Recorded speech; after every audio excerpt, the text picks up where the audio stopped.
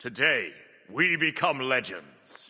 Today's Titan Talk went over a roadmap for what's coming up in October for the game in terms of gods and features, as well as some Q&A afterwards about how they're going to move forward with all that stuff. So without further ado, let's jump in. First up though, a few hotfixes before we jump into the roadmap. Xbalanque's camera being weirdly zoomed in the lobby has been fixed. The Artemis Saga skin having some weirdness in terms of VFX on low settings has been fixed. They also removed the pumpkin from the Artemis Saga that was unintended and has been removed as there is no actual pumpkin in the saga. It was just like an icon indicating that it did have one, when it actually doesn't. They have also resized the relic slot in the split store to be better matched to regular items, and finally they are fixing the tooltip for Rip Talon to reflect the nerfed stats after it was hotfixed recently. But let's jump into what you probably all came here for, the October roadmap. First up, obviously everything here is subject to change. The team have reacted pretty quickly to community sentiment about needing something to be excited for, so don't get too mad if things don't pan out exactly as they describe here. With the way they're developing the game right now, things can change on a dime. They essentially went through this update by update, and the first one is OB20, which will be revealed on Wednesday, where of course we have Osiris and its aspects, which we've seen already. The new match lobby will also be shipping in this update, which we saw a preview of not too long ago, but I imagine it will be much more polished when it fully launches. They also mentioned that simultaneous bans will be shipping in OB20 alongside the new lobby. This is the Smite 1 ban system where all players ban one god at the same time. You can't duplicate ban on your own team, but since you can't see what the enemy team is banning, there can be duplicates if both teams ban the same god. So this usually results in more like 8 total bans on average, but gives each player a chance to ban something they specifically don't want to play against, rather than just the meta picks. This will also make the drafting phase a bit faster, as you don't have to sit there for 6 total bans to go through. It's basically just one ban phase. Next up, they mentioned the new free rewards system for the Wandering Market that they will be revealing fully on Wednesday. They addressed the sentiment in the community that there isn't enough totally free stuff to be able to do with your coins. They said there's more rewards for just playing and more free ways to spend your coins coming in this update. Next, for OB20, there will also be the Slaughterhouse Shark skin reward for the Reaping event with 4 prisms, which will be packaged as a traveler that's granted to you for free once you get 6 pumpkins from the Reaping event. They did also mention that it will have the bloody effect where you get more drenched the more enemy gods you've slain. There will be 2 new Reaping travelers in this update as well, which brings you up to enough pumpkins to be able to get the Shark skin, hence why it's launching in this update. Those travelers will be for Mulan and Neith, and there will also be the Street King Sun Wukong as a cross-gen skin. The full reveal show for OB20 will be on Wednesday, as I mentioned this week, so don't forget to subscribe if you want to catch my recap of that once it drops. Moving on though, next up we have OB21, which will be launching October 21st. First up for this patch, the god release will be ESET, and they gave a few vague spoilers on what she'll be getting. They said her +1's main focus will be on giving her more burst and wave clear as a mage by beefing up her enhanced basic attack and letting her use it more often. They also said her aspect will be support focused, which I think makes a lot of sense. She gained a lot of support viability later in Smite 1 with her rework, so leaning into that with an aspect just makes sense. They said the aspect will reduce her base damage and scaling, but give her more consistent team buffs. Also for OB21, they said they're aiming to ship an all-new Conquest game feature that they said they've been working on behind the scenes for a few months at this point. Kilgun said this is probably the feature that is the most subject to change at the moment, so if anything mentioned today gets delayed, it will probably be this, but they're hoping it will ship for OB21. Some of their goals for this are creating new moments to fight and adding a new objective loop, which to me sounds a lot like Beacon, but I'm not sure if by all new they mean something not from Smite 1 and completely new for Smite 2, in which case it won't be Beacon, but perhaps something similar that creates a reason to fight and has a gameplay loop associated with it. Maybe even something similar to Obelisks and Offerings in terms of a core gameplay loop that permeates the whole map like we had in Smite 1. I'm just speculating here though. They also said for OB21 there will be another classic god aspects. For a while they've just been releasing new god ports with aspects and kind of neglecting the existing gods without aspects, but in this update they are planning to ship one for an older god that's been in the game for a while. Moving on to OB22 though, which will drop November 4th, the god for this update will be Sylvanas, and his +1 focuses on making his seeds and plants more interesting, as well as giving his second and third abilities a way to interact with the plants. Hon said his ultimate will also interact with the plants, but not in the same way that the 2 and 3 do. They also have an aspect idea built around Grover getting angry when trees are destroyed. I'm not sure exactly what that means, but it's going to be a bit more Grover focused by the sounds of it. And Pon said it will probably be more of a jungler or carry role for the aspect. That was all they showed for OB22, as they said it's a bit too far out and they don't feel fully confident on the features that will be in that update yet. Kilgoon also mentioned some stuff about looking further out towards the end of the year. There weren't any specific content reveals, but they did talk a bit about what to expect for the rest of the year. They said there will be 3 more standard updates with 3 more god ports for the rest of the year after this roadmap plays out. So that will be OB23, 24, and 25 on November 18th, December 2nd, and December 16th. Then they are taking 1 patch off, so no update on December 30th when there normally would be one, with the next update OB26 dropping on January 13th. They said they'll talk about what's coming in these updates in a future roadmap similar to this one. Kilgoon also said that there will be some other things in these updates than just what was teased here. These were just the main big features of the roadmap that were worth being on there.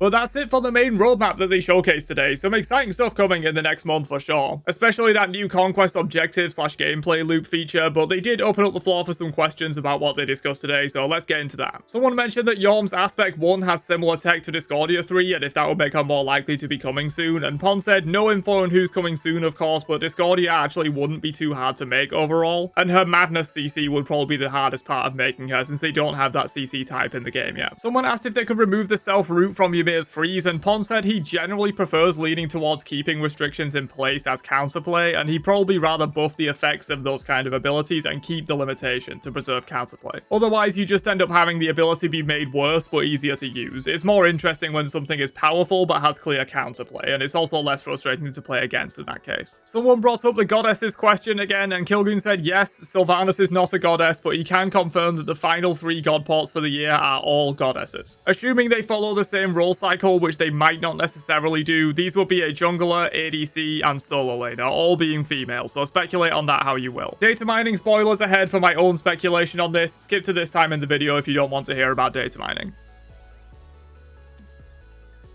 We have seen Daji, Ishtar, and Artio pop up in data mining somewhat recently, so Daji and Ishtar as the assassin and hunter would seem likely, and then it's possible they're going to release Artio as the warrior / solo laner slot, as she has historically been more of a solo laner than a support, though she is viable in both. The only option for a true female warrior left is Nike, and we haven't seen anything on her in data mining yet, and she's never been all too popular, so I think it's pretty likely they release Artio as the solo laner rather than a true warrior. Moving on though, Pon talked a little bit about anti-snowballing and how he probably thinks it is a little too strong at the moment with how powerful shutdowns are, and while they generally would rather err on the side of shutdowns being too strong rather than snowballing being too strong, he does feel like they could go a little bit more in that direction, but it's not on his immediate priority list for the next few patches or anything like that, so don't expect anything super soon. Someone asked if the new Conquest feature is completely brand new or something from Smite 1, and Kilgoon said it will be brand new. It's not a Smite 1 port, so no beacon just yet. There was a question on if we could get more soft anti-heal items like brawlers and contagion, and Pon said he would like to expand on that. No plans immediately, but they do want to add more of those. They also said they are planning to bring back Ra proccing item effects on his 2 using the Yorm tech so that they will proc at reduced value. I imagine they just wanted to hotfix that out of the game while they worked on getting this part done so it wasn't causing issues. Someone asked about general balance and why they aren't nerfing more of the top gods, and Pon said it's always a balancing act between trying to find ways to balance the game for all skill levels. What's good in competitive and top end ranked is very different to what's good in low end ranked, which again is very different to what's good in your average casual game. If they do have cases where a god is overperforming or underperforming in most or all skill levels, they will address that more aggressively, like they did with Kali for example near her release. They nerfed her in build very aggressively for quite a few patches as it was performing well everywhere, but with some others they tried to take a more nuanced approach. Pon did mention that Ares and Suku are generally some of the top banned gods right now and have been for a little while, and they are looking at those for nerfs. And finally, someone asked about weather effects in the game, and Pon said weather can be pretty intensive to run, so they will probably need the game to be in a better spot in terms of optimization before they started thinking about anything like that, but they have been working on some new optimizations that should hopefully make it into OB20. But that's everything discussed on today's show. Don't forget to drop a like before you leave, and I'll catch you guys for another one later on.